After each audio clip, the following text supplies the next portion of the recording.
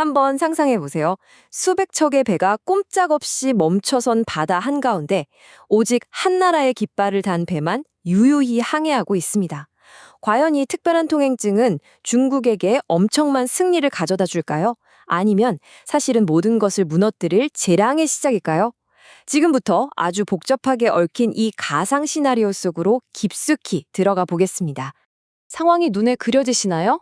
전 세계 해상 물류의 심장이라고 할 수 있는 곳이 완전히 막혀버렸어요. 그런데 딱 한 나라, 중국에게만 특별한 통행권이 주어진 아주 극적인 상황이 벌어진 겁니다. 그런데 말이죠. 이 특별 대우가 정말로 중국의 전략적인 승리를 의미할까요? 아니면 누군가 아주 교묘하게 설계해 놓은 함정의 첫걸음을 내디딘 건 아닐까요? 이 모든 일의 시작은 이렇습니다. 미국과 이스라엘이 이란 지도부를 공습했고 여기에 대한 보복 조치로 이란이 새로운 규칙을 내건 거죠. 규칙은 아주 간단해요. 오직 중국 돈, 위안화로 기름값을 결제한 유조선만 이 해협을 통과시켜주겠다 이겁니다. 여기서 정말 흥미로운 점은 이게 단순히 배 몇 척을 막는 수준의 얘기가 아니라는 거예요. 이건 지난 50년간 전 세계를 지배해온 암묵적인 룰.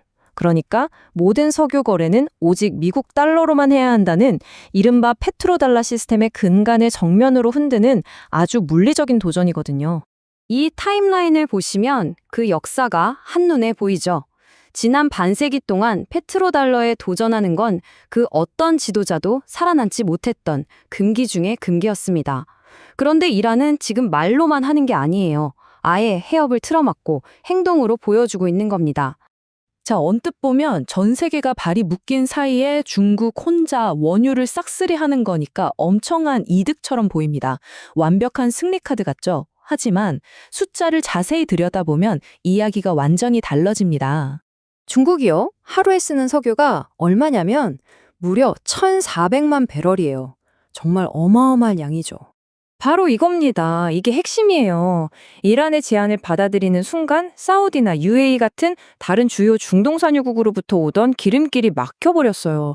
한마디로 중동에서 들여오던 원유의 절반 이상이 그냥 순식간에 사라져버린 거죠. 결국 이 거래는 생명줄이 아니었던 겁니다.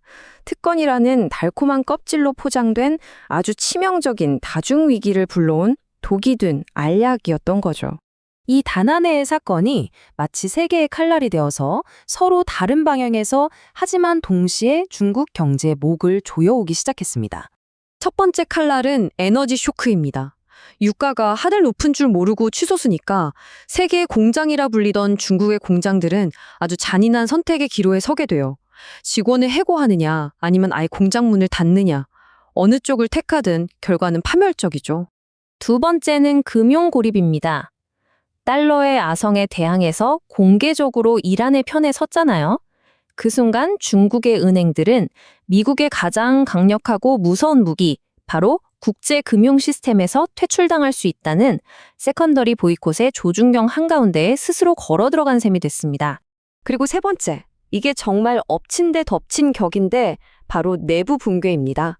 이런 외부의 충격들이 이미 역사적인 부동산 버블 붕괴와 끝없는 디플레이션으로 거의 중환자 상태에 빠져있던 중국 경제를 그대로 덮쳐버린 거죠. 이 세 가지가 합쳐지면 경제학에서 말하는 최악의 악몽, 바로 스태그플레이션이 현실이 됩니다. 이게 왜 최악이냐면 뭘 해도 답이 없어요. 물가를 잡으려고 하면 경기가 죽고 경기를 살리려고 하면 물가가 폭발하는 그야말로 진퇴양난에 빠지는 겁니다. 하지만 이 심각한 경제 위기보다도 베이징 지도부를 정말 공포에 떨게 만든 사건은 따로 있었습니다. 아주 먼 곳에서 일어났고 모든 게 결정되는 데는 단 30분밖에 걸리지 않았죠. 미국과 이스라엘의 공습이 이란의 군사기지를 초토화시켰는데 바로 그곳이 중국의 최첨단 방어 기술로 보호받던 곳이었거든요. 그런데 그게 그냥 박살이 난 거예요. 베이징의 반응요? 아무런 공식 성명도 없었습니다. 대신 중국 국방과학기술계를 이끌던 최고 권위자 3명의 이름이 모든 공식 기록에서 그냥 증발해버렸습니다. 실전에서 무슨 일이 벌어졌냐면요. 미국의 전자전 공격이 시작되자마자 중국이 자랑하던 첨단 레이더는 그냥 먹통이 돼버렸어요. 레이더가 장님이 되니까 미사일은 쏠 수가 없었죠. 그들이 철벽 방패라고 믿었던 방공망 전체가 싸움 한번 못 해보고 무너져 내린 겁니다. 수십 년간 정말 천문학적인 돈을 쏟아부어서 만든 중국 군사력의 핵심이자 자존심이었던 그 방패가 사실은 그냥 비싼 고철덩어리였다는 게 증명된 순간이었습니다.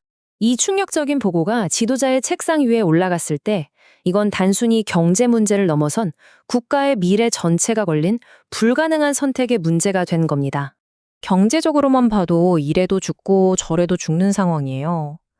이란의 손을 잡자니 미국한테 금융 목줄이 잡혀서 세계 경제에서 고립되고, 그렇다고 이란의 손을 놓자니 당장 나라를 돌릴 기름이 반토막 나면서 산업 전체가 멈춰설 판이죠.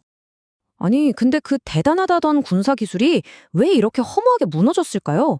이게 단순히 기술력이 부족해서가 아니었어요. 그 뿌리에는 시스템적인 부패가 있었습니다. 프로젝트 예산은 중간에서 다 빼돌려지고 남은 푼돈으로 연구하는 척 하다가 보고서는 온갖 미사여구를 붙여 조작해서 올리는 그런 시스템이었던 겁니다. 이 30분간의 실패가 의미하는 건 아주 명확합니다. 중국의 오랜 수건이자 핵심 목표였던 대만 통일 계획이 사실은 실현 불가능한 군사적 환상이었다는 게 드러나 버린 거죠. 방패가 고철덩어리라는 게 밝혀졌는데 어떻게 저 거친 바다를 건너서 공격을 하겠어요?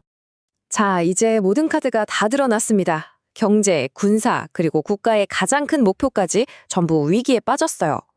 이런 퍼펙트 스톰에 직면한 궁지에 몰린 초강대국은 과연 더 예측 불가능하고 위험한 존재가 될까요? 아니면 그 화려한 힘의 이면에 감춰져 있던 종이 호랑이의 본 모습이 드러난 것뿐일까요? 여러분의 생각은 어떠신가요?